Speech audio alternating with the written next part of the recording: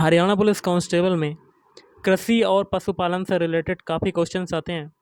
तो ये आपका पार्ट 1 होगा, जिसमें हम लोग पहले पार्ट में इंपॉर्टेंट क्वेश्चन देखेंगे और पार्ट वाइज हम लोग पूरा का पूरा टॉपिक कवर कर लेंगे। तो चलिए शुरू करते हैं आज का वीडियो। तो गाइज, आज के सेशन में जो पहला क्वेश्चन बनता है वो कहता है, भारतीय कृषि अनुसंधान परिषद के अनुसार भारत में कितने प्रकार की मिट्टियाँ पाई जाती हैं? ऑप्शन डी हो जाएगा, 8 प्रकार की मिट्टियाँ पाई जाती हैं। अगला क्वेश्चन है, क्षेत्रीय विस्तार और कृषि में महत्व की दृष्टि से भारतीय मिट्टियों के कितने प्रमुख वर्ग हैं? ऑप्शन सी, टोटल 4 वर्ग हैं। भारत में सबसे अधिक उपजाऊ जो मृदा है वो कौन सी है? ऑप्शन सी, जलोढ़ मृदा। भारत के सर्वाधिक क्षेत्र पर किस प्रकार की मिट्टी का विस्तार पाया जाता है? तो ऑप्शन ए, जलोढ़ मृदा का। क्षेत्रफल के आधार पर भारत की मिट्टियों का सही अवरोही क्रम क्या है? अवरोही मतलब बड़े से छोटे। ऑप्शन बी, सबसे ज़्यादा काली, फिर है जलोढ़ मिट्टी, उसके बाद आता है आपका, देखिएगा इसका जो आंसर होगा ऑप्शन बी हो जाएगा।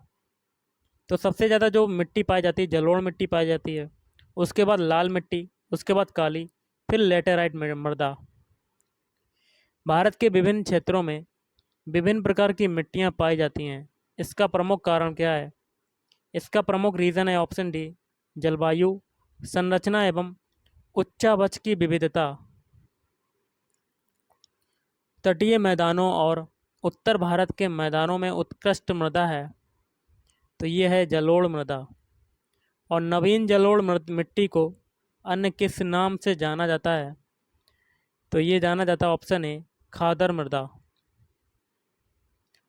नेक्स्ट है, पुरानी जलोढ़ मिट्टी को अन्य किस नाम से जाना जाता है? ऑप्शन बी, बांगर। भारत का संपूर्ण उत्तरी मैदान किस प्रकार की मृदा से बना है? ऑप्शन बी, जलोढ़ मृदा। गंगा के जलोढ़ मिट्टी की भूमि सतह के नीचे लगभग है, तो ऑप्शन ए, 600 मीटर। गंगा के मैदानों की पुरानी कछारी मिट्टी कहलाती है, तो क्या कहलाती है? ऑप्शन ए, बांगर। निम्नलिखित में से किस प्रकार की मिट्टी के लिए न्यूनतम उर्वरक की आवश्यकता होती है? तो ऑप्शन सी हो जाएगा, जलोढ़ मिट्टी।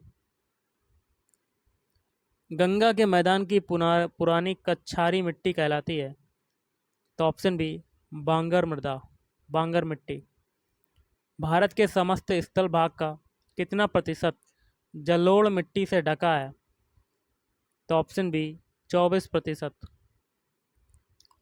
जलोढ़ मिट्टी में जब बालू के कणों और चीका की मात्रा लगभग बराबर होती है तो उसे क्या नाम दिया जाता है? तो उसको नाम दिया जाता है दोमट। भारत में पाई जाने वाली कौन सी मिट्टी क्रेस्टेशियस युग में दरारी उद्भेदन से निक्षेपित पदार्थों से बनी है? तो ऑप्शन बी, काली मिट्टी। अगला क्वेश्चन है, निम्न में से कौन सी मिट्टी प्रायद्वीपीय भारत में अधिकतम क्षेत्र पर विस्तृत है? तो ऑप्शन ए, काली मिट्टी। कपास की खेती के लिए सर्वोत्तम मिट्टी होती है? ऑप्शन ए, काली मिट्टी। लावा के प्रवाह से किस मिट्टी का निर्माण होता है? तो काली मिट्टी का। काली मिट्टी का विस्तार पाया जाता है? तो ऑप्शन डी, इन सभी में, महाराष्ट्र, मध्य प्रदेश और गुजरात। रेगुड़ मृदा किसकी कृषि के लिए सर्वाधिक उपयुक्त होती है? तो ऑप्शन बी हो जाएगा, कपास। नेक्स्ट क्वेश्चन है, निम्नलिखित में से कौन सी मिट्टी जैव पदार्थों से भरपूर होती है? तो ऑप्शन ए, काली मिट्टी। काली मिट्टी के संबंध में निम्न में से कौन सा कथन जो है वो असत्य है, गलत है? तो ऑप्शन डी, इसकी जुताई अधिक करनी पड़ती है, ये गलत है। बाकी के 3 जैसे कि सही हैं।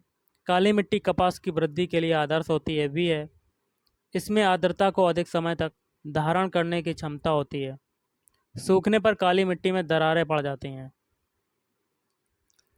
भारत की निम्नलिखित मृदाओं में से कौन सी बेसाल्ट लावा के अपक्षय के कारण निर्मित हुई हैं? तो ऑप्शन बी रेगुड़ मृदा। किस मिट्टी में कृषि के लिए सिंचाई की आवश्यकता नहीं होती है? तो गाइस ऑप्शन इसका हो जाएगा वी काली मिट्टी। भारत में काली कपासी मिट्टी को किस स्थानीय नाम से जाना जाता है? तो ये जाना जाता है ऑप्शन डी रेगुड़। निम्नलिखित में से किस मिट्टी के बारे में यह कहा जा सकता है इसकी जुताई स्वतः होती रहती है? तो काली मिट्टी। भारत में लाल मिट्टी का सर्वाधिक विस्तार पाया जाता है? तो ऑप्शन सी आंध्र प्रदेश एवं तमिलनाडु में।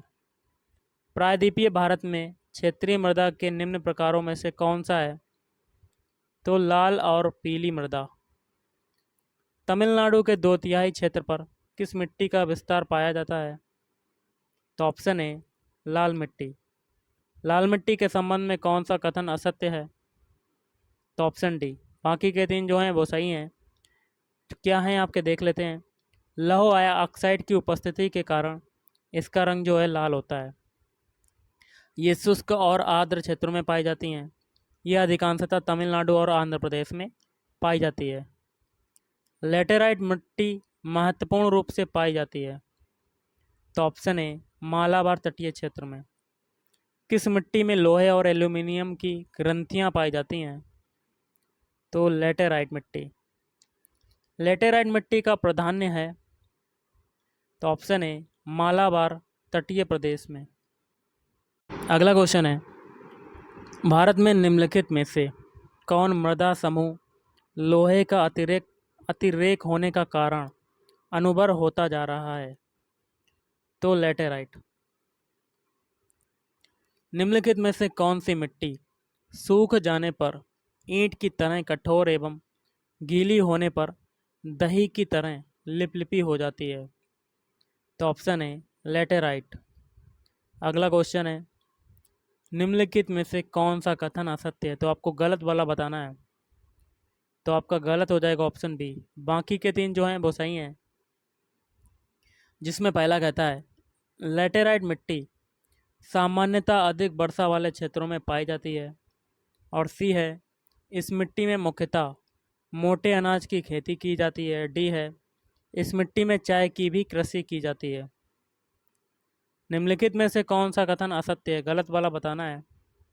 तो ऑप्शन है बाकी के 3 जैसे कि पहला बी है सूख जाने पर यह मिट्टी ईंट की भांति कठोर हो जाती है। इस मिट्टी में लोहा एल्यूमिनियम की अधिकता होती है और इस मिट्टी की उर्वरा शक्ति कम होती है। भारतीय कृषि एवं अनुसंधान परिषद के अनुसार भारत की लगभग कितनी प्रतिशत भूमि मृदा अपरदन की समस्या से प्रभावित है? तो ऑप्शन डी हो जाएगा 60%। धान की खेती के लिए सर्वाधिक आदर्श मृदा जो है वो कौन सी है? ऑप्शन सी जलोढ़ मृदा। निम्नलिखित में से किस राज्य में लेटेराइट मिट्टी पाई जाती है? तो केरल। मृदा अपरदन रोका जा सकता है तो वन रोपण के द्वारा। रेगुड़ मिट्टी का दूसरा नाम क्या है? तो रेगुड़ मिट्टी का दूसरा नाम है ऑप्शन बी काली मिट्टी। रेगुड़ मिट्टी सबसे ज़्यादा है तो ऑप्शन ए महाराष्ट्र में। निच्छालन और ऑक्सीकरण द्वारा निर्मित मृदा कौन सी होती है? तो ऑप्शन सी मखरला मिट्टी। निम्नांकित अपरदन के प्रकारों में से किसके कारण चंबल के खड्ड बने हैं? तो ऑप्शन डी अवनालिका या गली के कारण। मृदा अपरदन के क्षेत्र के उपचार हैं कूट के माध्यम से बताना है। ऑप्शन बी पहला दूसरा। पहला है समोच्च क्षेत्र की किनाराबंदी। दूसरा है भू उपयोग का विनियमन। किस प्रकार की मिट्टी में कार्बनिक पदार्थों की अधिकता होती है? तो ऑप्शन बी काली। महाराष्ट्र में सर्वाधिक मात्रा में पाई जाने वाली उपलब्ध मृदा का प्रकार है तो काली मिट्टी। निम्नलिखित राज्यों में से किसमें भारत की सबसे बड़ी अंतर्देशीय लवणीय आर्द्र भूमि है? तो ऑप्शन डी राजस्थान। और आज का लास्ट है, निम्नलिखित में से किसका संबंध सफ़ेद नमक से जो शुष्क मौसम के दौरान कुछ क्षेत्रों में भूमि को आच्छादित कर लेता है? तो ऊसर। तो गाइस आज के इस वीडियो में इतना ही। थैंक यू, धन्यवाद, आपका दिन शुभ रहे।